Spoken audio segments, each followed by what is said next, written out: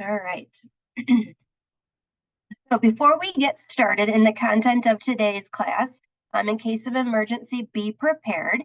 I want to start off with sharing some information and resources that we have here at Bronson in case you need them.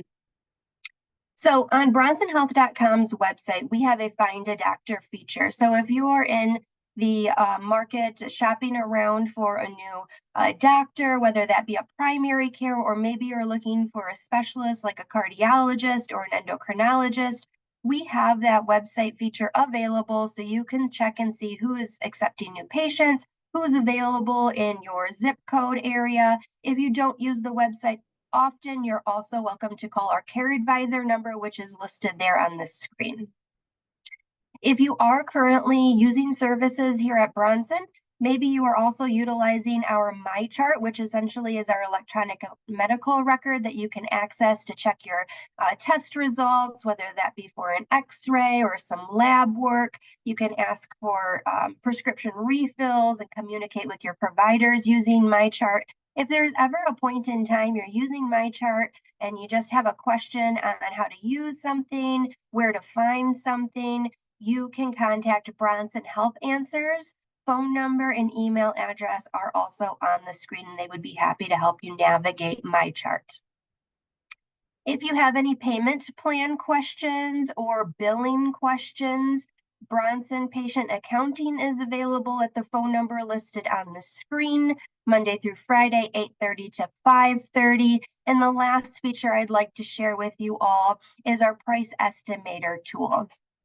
So we have a team of individuals that can help you estimate your out-of-pocket cost for a service that you may have been referred for. Let's say you got referred for an MRI and you just don't know how much that's going to cost you out of pocket. They can help get you an estimate for that service. Phone number is also available on the slide there, or they have the estimate tool on MyChart itself. So you can plug in that information and it will work on getting you an estimate. Whether you have a MyChart account or not, you can still use that estimator tool within MyChart. All right, so what are we going to talk about today in our class? The 4 points that I want to make sure that we touch on is that we are going to, one, discuss the importance of developing a plan of action for some common emergencies that we might experience here in the Midwest. We're also going to review some considerations when making a plan when you're either at home or maybe you're away out in the community somewhere. I'm just going to start sparking some ideas for you all to think about as you are preparing your emergency plans at home.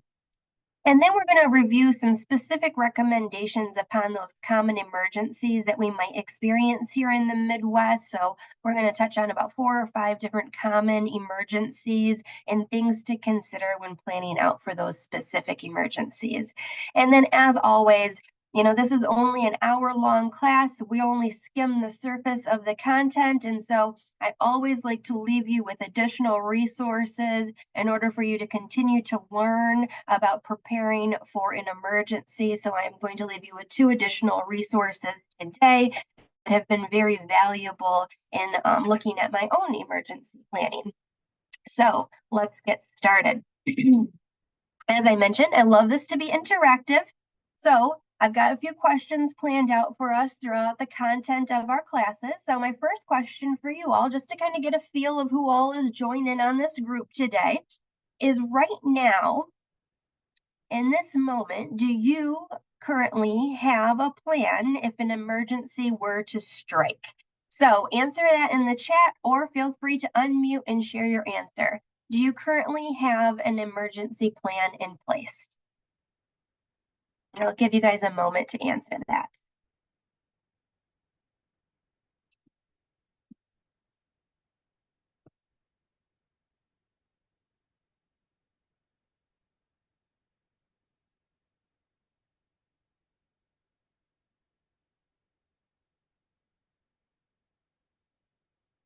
All right, so I've got some answers coming through the chat. Maybe you guys are seeing those too, but it looks like the majority of you are saying no, I don't have anything in place.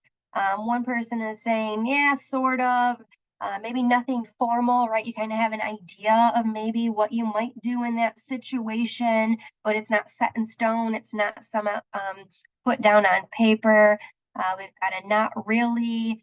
Oh, yes. All right. Well, then I am happy you all are here because that's kind of where I'm at too. So I'm very excited to just kind of be going through this information with you. Thank you guys so much for sharing that information. So today's September 12th, just happens to be National Preparedness Month. So what a great month for us to be able to highlight the planning and preparation. It's an annual campaign that is used on an annual basis in order to remind everyone the importance of preparing for an emergency or a disaster, not only to keep the community safe in general, right, because that tends to be a public health campaign, but bringing it down to our level and in our homes, how to keep ourselves and our family and our loved ones safe if an emergency were to strike.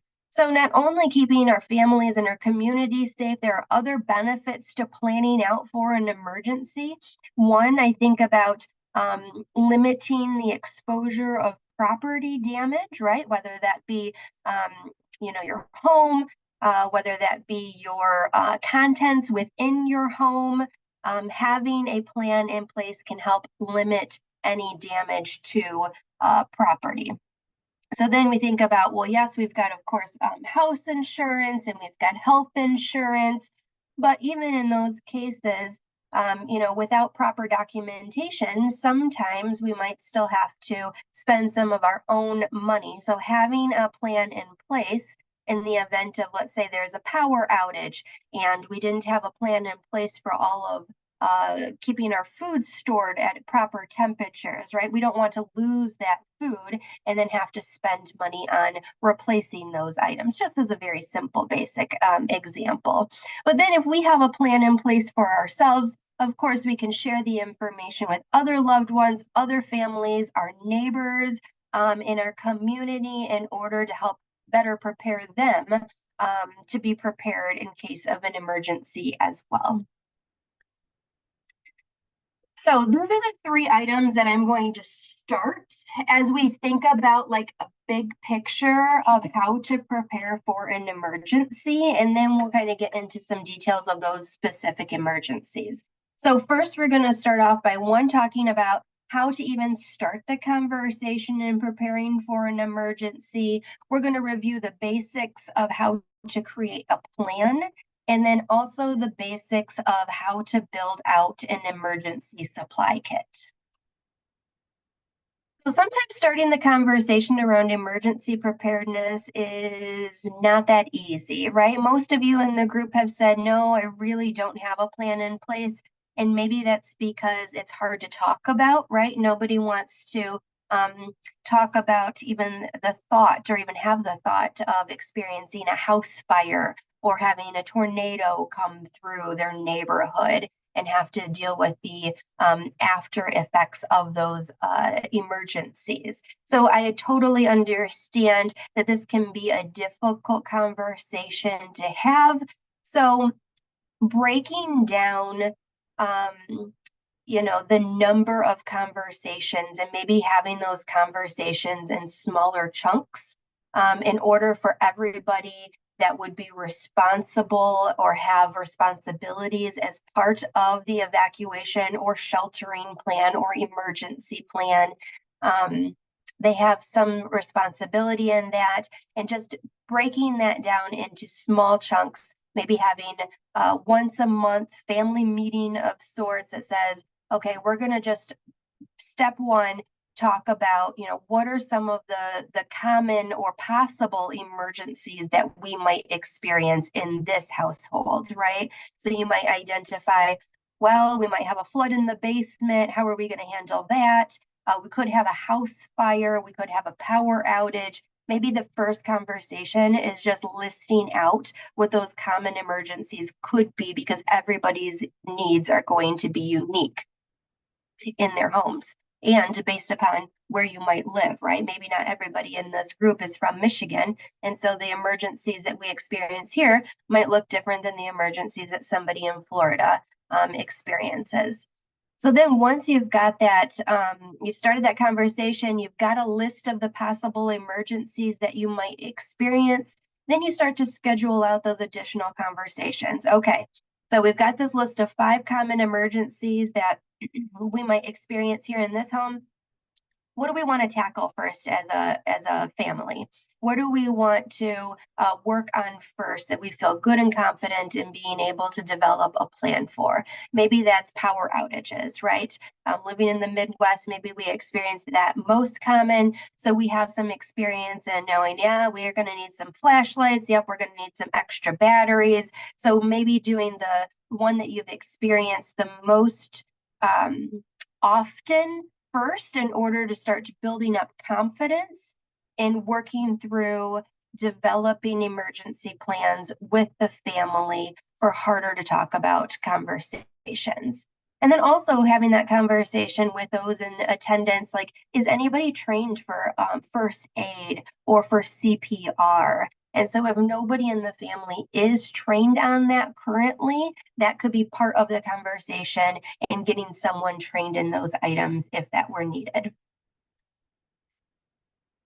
So then moving on, right, you've identified your emergencies that you might experience, and now it's time to start to create out that plan. As I mentioned, everybody in your homes are going to have some unique needs, right? So, asking yourself, what are the needs of those individuals in my home?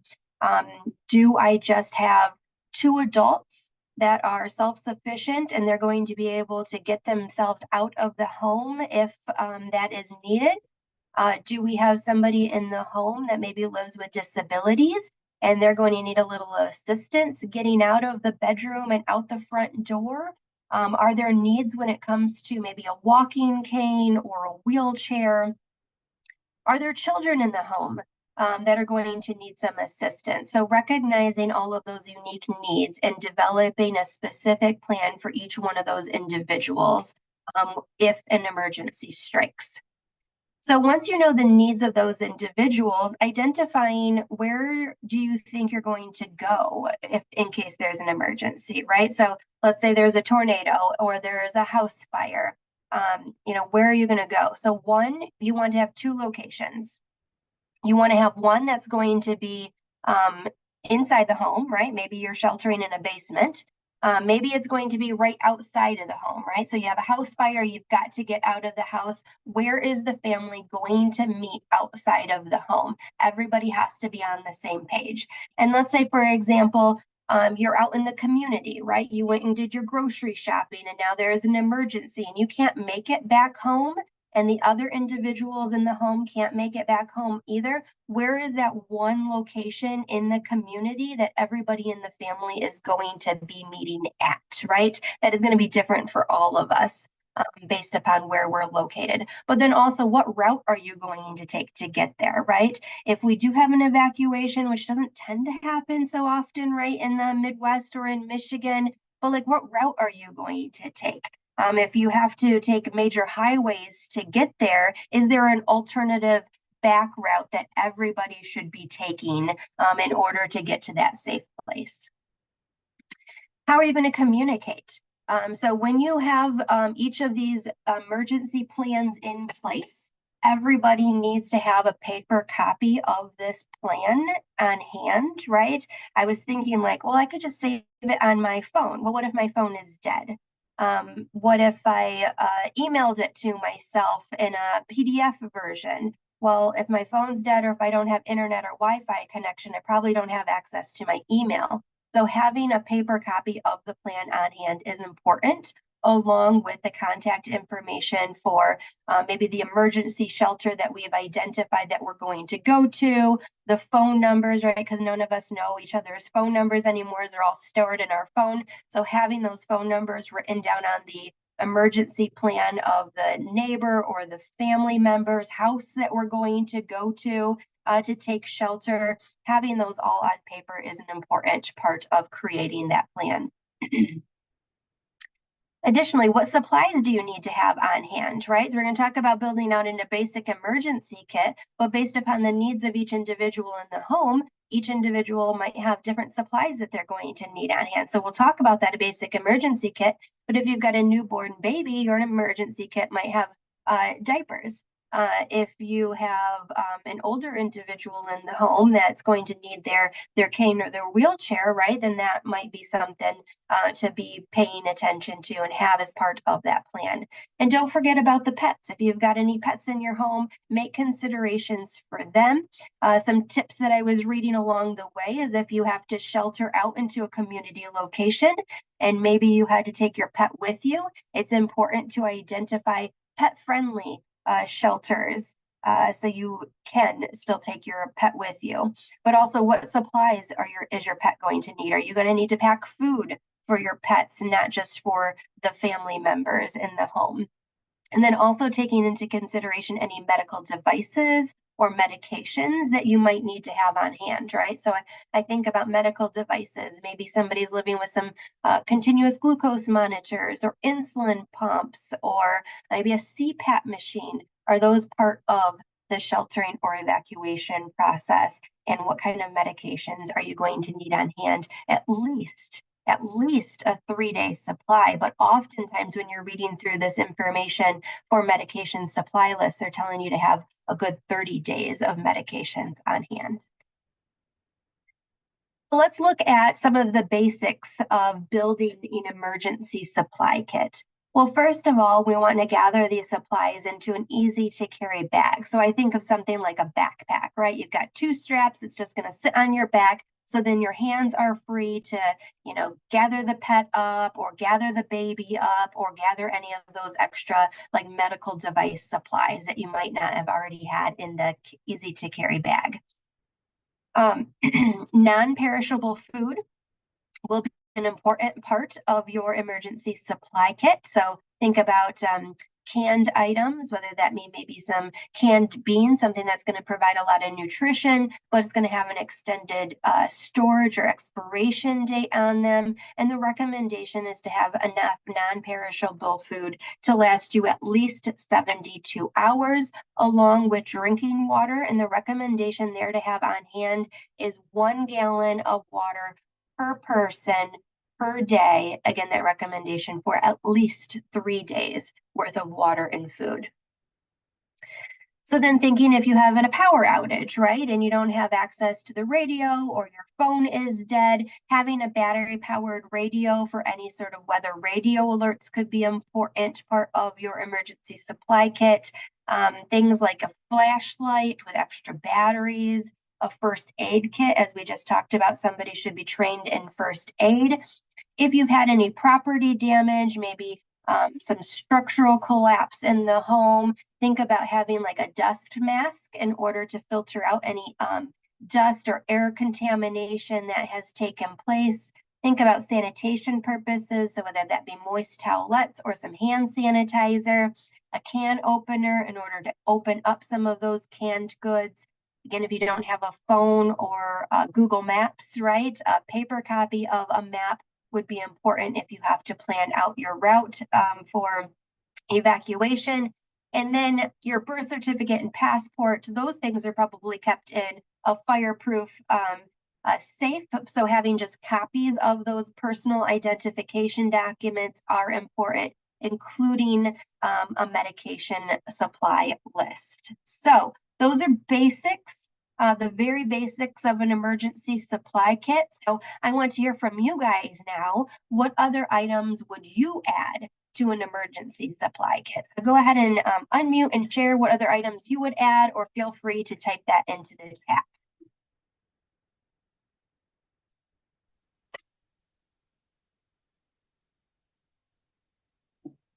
I see somebody unmuted, so feel free to share if you unmuted to share. Coffee. Oh, coffee. That's a good one.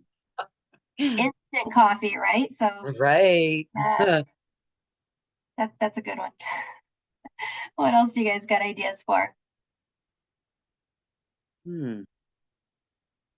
So change of clothes, that's good, Kathleen. Yes. Weather radio, yep. Good idea. Yep, generator and gasoline. Good to have those on hand. And generators can be a little pricey sometimes. So, depending upon budget, there's also those like backup battery power supply options now too to have on hand. But obviously, that takes a little work in ensuring that it's always charged in the event that you're going to need it. So a generator, gas, a backup battery power supply, a toothbrush, perfect. And then the other thing that I would add to this conversation that I was thinking about is some emergency cash on hand. So cash instead of, potentially not relying upon debit or credit cards in case there's any issues there. So some emergency cash supply. Good idea, you guys. All right. Let's move forward then. So now we talked about the basics of starting a plan, starting a conversation, creating a plan, and then building a basic emergency supply kit.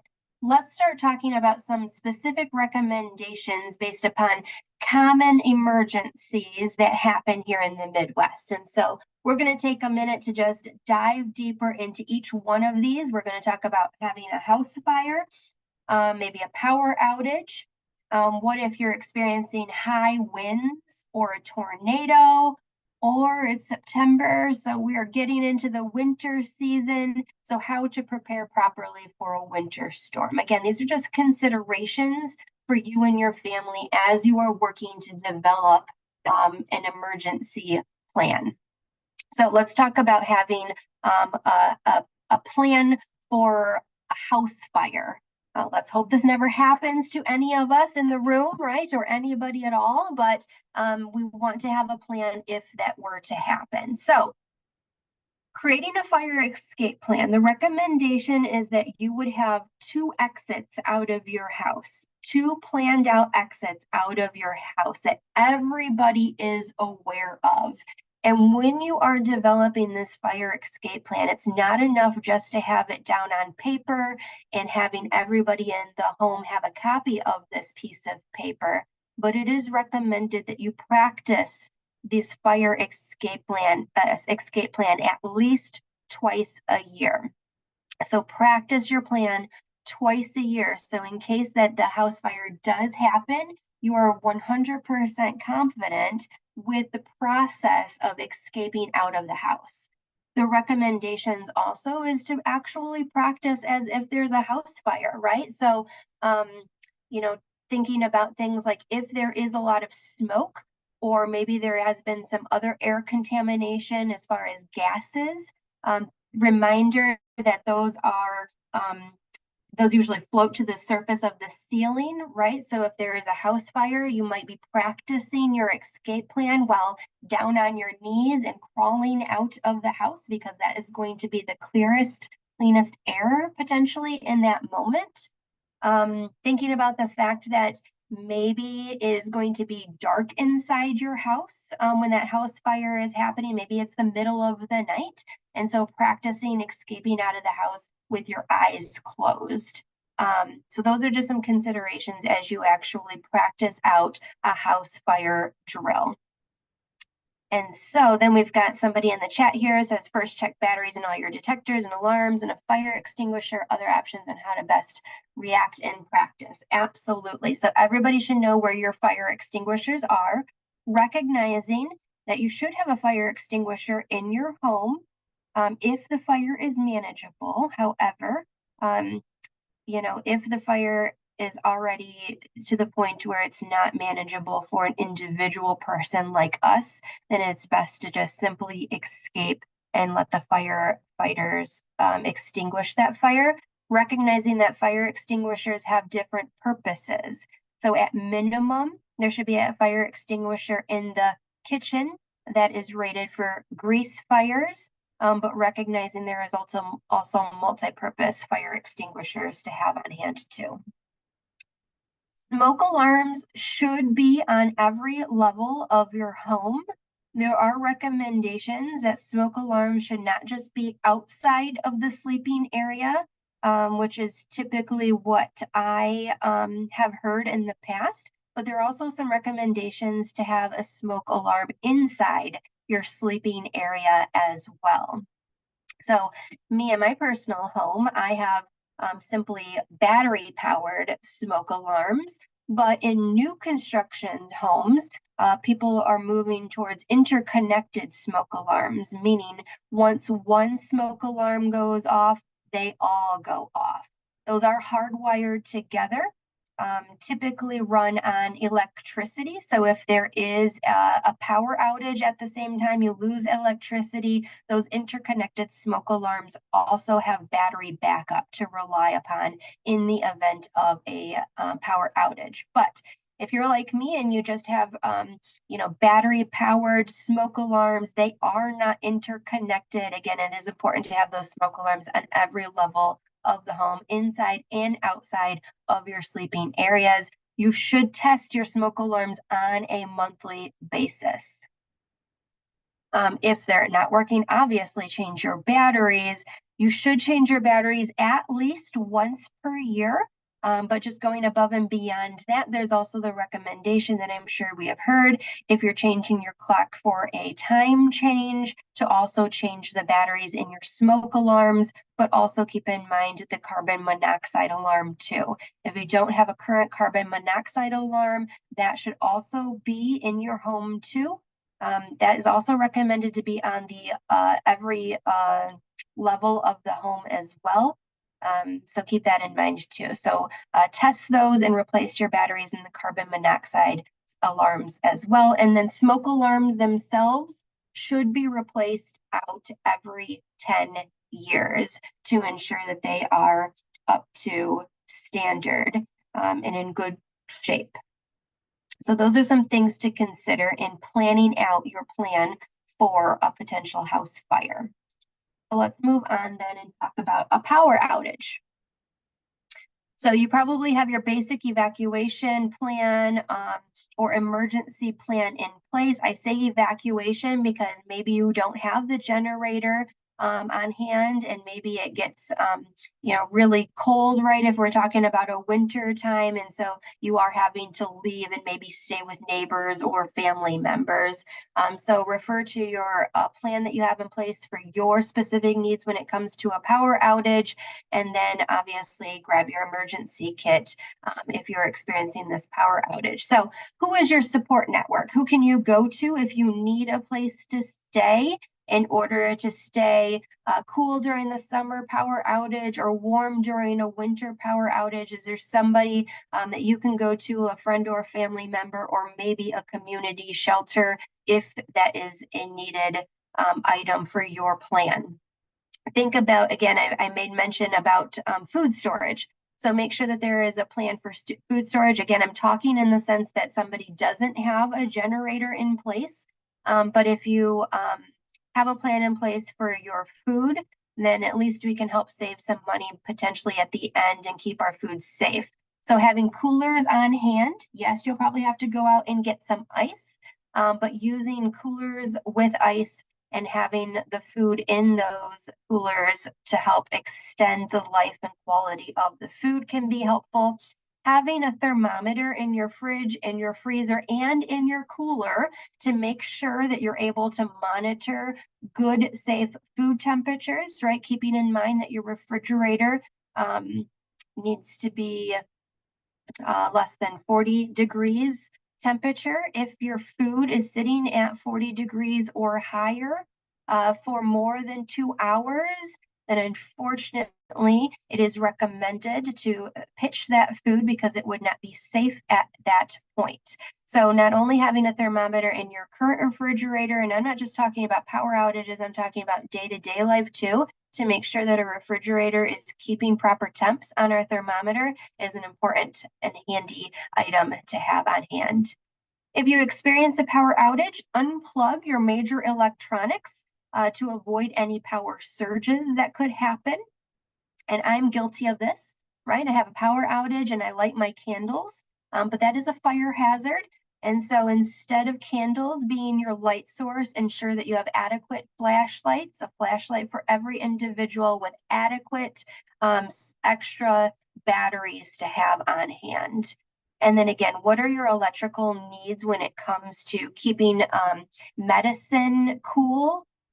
Maybe you're on insulin and that needs to be refrigerated. So making sure that you have a plan for that. And then what kind of medical devices do you need electricity for? So you might be thinking, yeah, I do have some medical devices that are going to need electricity or at least need to be charged an event, right? Maybe you've got a handheld device for your continuous glucose monitor that needs to be charged. You might be thinking, at least I need some sort of a backup power item so I can get myself charged up in the event that I'm an extended power outage. All right, so question for you all. Do you have a fridge thermometer on hand right now? Go ahead and unmute to share or type your answer in the chat. Do you have a fridge thermometer? And you can extend this to a thermometer in your freezer as well. But it is an important thing to have. No, No, okay. I don't have one at home either, and that's so silly for me. I did have a couple of comments on the previous fire thing. Mhm. I know that some of the fire departments have little stickers you can put in your windows for pets or what room your children are in. And that is something it's generally free. And then you can, how many kids are in what room and put it right in your window. We Yeah, used to have that for our kids. great. I love that idea. Thank you for sharing that. Yes, so you're saying go to maybe your local fire station and they Right. might have those stickers. Yep. I like that. I didn't even think about that. I have a sticker on my front living room window right by my main door that has how many like pets you have in your home, Right. but you could Right. add your children in there too. And Yep. then you can also put your phone number on there as well. You can put usually up to 2 phone numbers on there in case they need to contact you in emergency, especially if you're not home. And obviously, if your children are home, you should be home too, right? But okay, Right. so yes, most of you, it sounds like, do not have a fridge thermometer. So again, whether we're talking about emergency preparedness or not, that is a good item to have in the refrigerator just to make sure that our food is safe. All right, so moving on, we're going to talk about two emergencies that tend to really kind of go hand in hand. So we've got high wind safety that we're going to talk about now, and that's really going to blend into our next slide on tornadoes. I think for me personally, I think I've just been more aware of this. And I think during the spring and summer here in Michigan, we had some fairly significant storms, it seemed, with some higher risk of tornadoes. And we know that one of our local communities experienced that. And so I think it's good for us to really start thinking about maybe an increased risk of tornadoes in our area. So what should we do if we're experiencing high winds? And this information also applies if we are under a tornado watch or tornado warning too. So first and foremost, we want to, in our evacuation plan or emergency plan, identify where we are going to be taking shelter. It is recommended to take shelter in what they consider to be a sturdy building before any high winds hit, right? So maybe we've got a high wind warning or a tornado watch, then we want to be taking shelter into that sturdy building. A sturdy building is considered to be a building that has any form of solid walls and a foundation, and that is identified specifically because mobile homes, manufactured homes, or maybe individuals living out of a camper or RV or simply camping in the moment of a high wind challenge or tornado, those homes are not considered to be sturdy structures. So keep in mind, if that is your living situation, that's not considered to be a sturdy structure. And so having an evacuation plan to get yourself into a sturdy structure, realizing that maybe that is always not 100% possible if we're not taking shelter or it happened quickly. So then you get into the most interior room of the home, laying low and hopefully steering clear of any glass windows or glass doors. If you tend to be, maybe you're at work or you're at school when this warning happens, then identifying where within those settings you would also take shelter. One or two story or a multi-story building, same recommendation, lowest level as possible, most interior room of the structure that you're in. And again, avoiding any glass windows or doors. If you happen to be driving at the time of the high winds or the tornado, drive to the nearest sturdy building and take shelter there. Do not park on the side of the road under overpasses or trees, as that could be a risk for collapse or falling on the vehicle that you are in. And just like with your fire escape plan, you would want to practice this out, right? What are we going to do if a tornado warning hits? We need to practice that so we are 100% confident and not, stressed in those moments and trying to gather up all of our supplies at that time. If you experience a tornado warning, let's just talk a few more features on that. The difference first between a tornado watch and a tornado warning. A tornado watch simply means that we need to be on the lookout for the possibility of a tornado, which is different than a tornado warning, meaning that the tornado is highly possible, it is imminent, and we need to be taking shelter in that moment, in the time that the warning is released. Very similar precautions as that high wind safety information that I talked about. So again, when you're planning out your plan for the tornado, it's very similar precautions as far as taking shelter in a sturdy structure, staying away from those windows, and if you can't find yourself into a sturdy structure, then at least the most interior room. And again, laying low as possible. If you end up being in a structure that again does experience some collapse, you're in a building that's had some damage, or if you are trapped, try to cover your mouth. Again, when you're talking about that emergency supply list, the recommendation was to have a dust mask. So being able to put that on and covering up your mouth and nose in order to decrease any risk of, breathing in dust or any gases that potentially have escaped during that collapse. And then again, if you are trapped, they don't recommend to scream and shout, probably for the risk of losing your voice all in all, but instead to bang on any wall or pipe, or if you have service, to send a text to alert someone that you have been trapped. So keep in mind that might be some important points to put on your emergency plan. Again, print it out on paper so you have that in the moment if it were to happen. Not using any sort of lighters or matches in case there has been a gas leak, if there has been a structural collapse in the home or building you are in. Okay, so let's then talk about winter storms. That happens to be upon us, unfortunately. So let's take some time to hit on some key tips to prepare ourselves for a winter storm. When we are preparing our home for the winter time, we want to ensure that there is adequate insulation, caulking around our windows, weather stripping around the doors.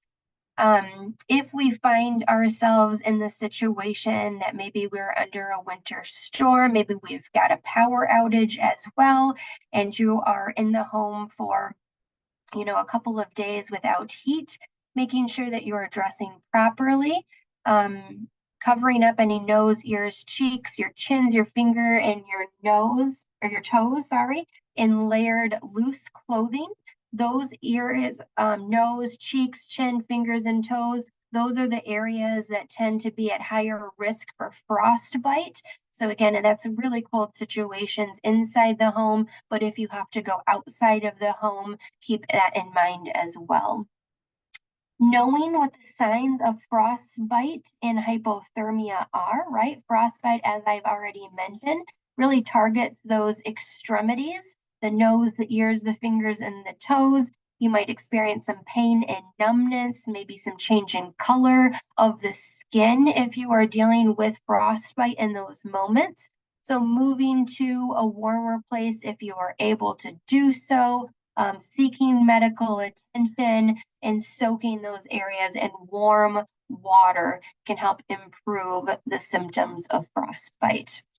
However, hypothermia, much more challenging and unfortunately can increase risk of death, right, from hypothermia. Older adults, babies, and children are definitely more at increased risk of hypothermia. Shivering is one of your first signs in experiencing hypothermia. You might also experience some confusion, some drowsiness. Always seek emergency care. Move that person or yourself, if you're able, into a warm place. If you've got wet clothing on in that time, remove the wet clothing and slowly start to warm the body while you're seeking medical care. So keep in mind, it is important to know at least the signs of frostbite and hypothermia. If you are in a winter storm, again, you don't have any heat in those moments. Maybe you're going to use space heaters or fireplaces. Just be aware to use caution.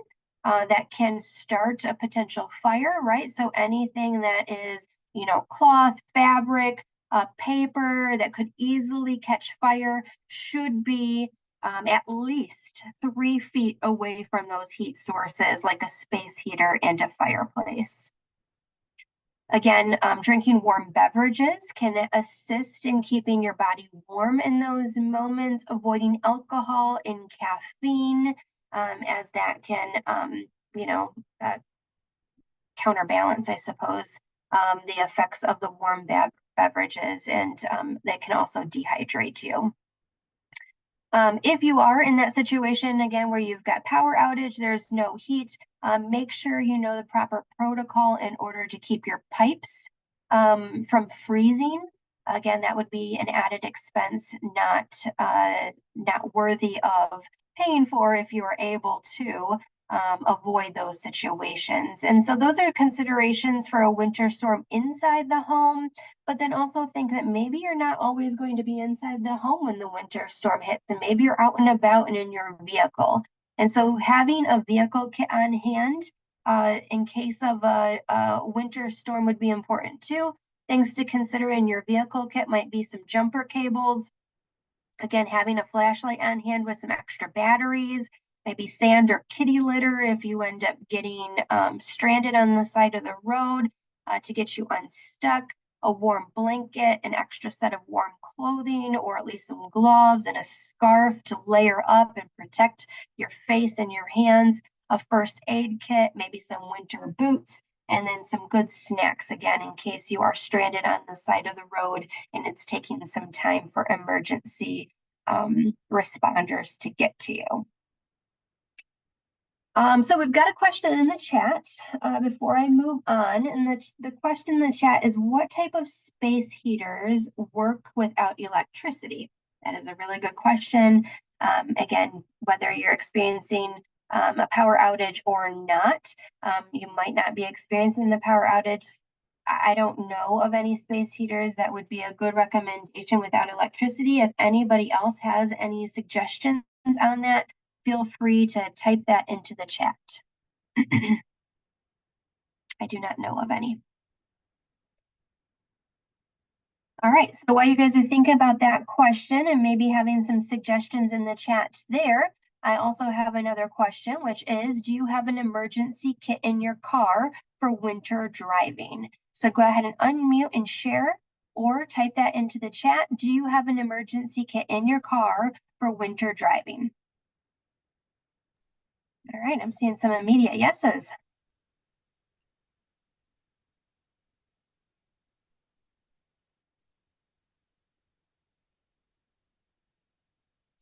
Kind of. That's kind of where I'm at too. I've got a few of those items, but it's not a complete kit. I see you unmuted, so if you During the want, winter, I do. okay, yes, okay, very good. So you take it out during the summertime, you put your winter kit back in during the winter time. Also, the heater thing, there are a lot of kerosene heaters See, that can be used, but you want to make sure there's proper ventilation yes, also. Because yes, my mom uses one. yes, thank you. I also have some family members that use kerosene. You're absolutely right. That is a possibility, but ensuring that you've got proper ventilation. And Good point. another thing, if we used to burn wood for many, many years, Mhm. if there's people that burn wood, there is a stick, I can't think of the name of it, you can get to have by your wood stove. And if you get a chimney fire, you put it in your wood stove and it's supposed to put out that chimney fire. Mm, But that's always a good thing as a fire prevention for a chimney fire. My brother had one because we've burnt wood our whole life. mhm. And he didn't have one of those and he had to call the fire department. Okay, that's a good But point. I it's have a not, yeah, go ahead. yeah, it's a like almost a log and it puts out chimney fires. Okay, So that's yeah, a good fire prevention. that's a good thing to consider. I've not heard of that, so thank you so much for sharing that. I have a fireplace in my home, but to be honest, I don't use it very often because it makes me nervous because I am concerned always of a fire in the chimney. So I'm going to look into that. So thank you for sharing. And keep your flute clean. Yes, definitely. All right. All right. So it sounds like some of you have the emergency winter driving kit for the vehicle, somewhat kind of. Um, I've never heard of a chimney fire suppressor. Same, me either. Something to look into. So a good addition to today's conversation. So again, Another thing that yeah, we always had, it's an emergency kit for if you have children. I always had a little suitcase and I had kids snacks, some little games in case we broke down on the side of the road till I had to wait for my husband or somebody to get there because it helps the kids not panic. good suggestions as well. I like that. Some kid-friendly activities to keep them busy and occupied in that kind of moment of stress. Good suggestions. All right, thank you guys so much. All right, so just as a recap to some of the things that we've talked about here, again, it sounds like most of us in the room do not currently have a plan. And so it is important just to, again, start out by having the conversation with your family and loved ones about what type of potential emergencies you might experience that you would want to have a plan for, and really breaking down those varying emergencies into separate conversations. So nobody is getting completely overwhelmed by thinking about these emergencies. Developing an individual plan for each one of those emergencies, because as you can hear and as you know, those emergencies and those needs for emergencies are going to look differently. But I think most importantly is once you've got those emergency plans in place is to practice, practice, practice, practice. So it's not just out on paper and you're fumbling around paper and saying, what did we say we were going to do? You practice at least twice a year so you know, kind of have that muscle memory and that confidence in being able to respond and take action in the event that an emergency were to strike. So, what are some resources as you continue to plan out for yourself? www.ready.gov is a really great resource that they have information sheets and checklists for each of these potential emergencies. So there's a checklist for power outage, there's a checklist for earthquake, there's a checklist for a winter storm, all of these different emergencies. There's checklists that you can review, get additional ideas and suggestions from in order to develop your own personal home emergency plan. And then redcross.org is another invaluable website. I will also say that ready.gov also has like a 40-page document. A toolkit is what they refer to it as. It also encompasses additional information on like things to consider when it comes to your insurance coverage, and items to have on hand and check for coverage with the insurance company. So ready.gov also has that as part of their toolkit. And then redcross.org is the second resource that I would recommend as you guys continue to work through and establishing your emergency plan for yourself. So in summary, right, I want to hear from you guys. I love to be able to offer these classes, but we also want to know what you're going to do with this information. So in hearing this information on emergency preparedness, what is one thing that you've learned today that you're planning to maybe not use in the next week, but at least in the somewhat near future when it comes to planning out for an emergency to keep your family and community safe? What is one thing that you learned that you're going to take after today's class and utilize? So again, go ahead and answer that into the chat or feel free to unmute.